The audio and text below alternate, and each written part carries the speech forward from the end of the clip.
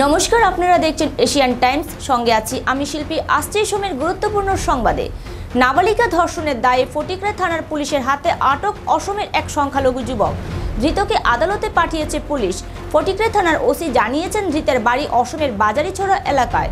আপনাদের আবারও জানিয়ে রাখি, নাবালিকা ধর্ষণের দায়ে ফটিকরা থানার পুলিশের হাতে আটক অসমের এক সংখ্যালঘু যুবক। ধৃতকে আদালতে পাঠিয়েছে পুলিশ। ফটিকরা থানার ওসি জানিয়েছেন, ধৃতের বাড়ি অসমের বাজারিছড়া এলাকায়। কিছুক্ষণ আগে আমাদের কাছে একটা কমপ্লেন আসে, যে কমপ্লেন একটা পক্সো কেসের কমপ্লেন আসে। তো ওই কেসের একটা কেস রেজিস্টার হয়, যেটা Fatikroy PS case number 6 under section 64(2)(m), 64(2)(f), 69 and 6 of POCSO, 69 BNS আর 6 of পক্সো।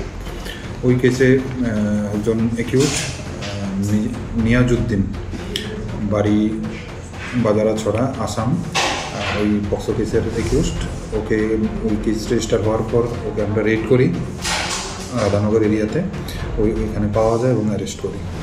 এখন আমরা ওর যা প্রসিডিউর আছে, মেডিকেল যা কিছু, ওইগুলো আমরা করছি। যে অ্যাকিউজড, তার বয়স 27।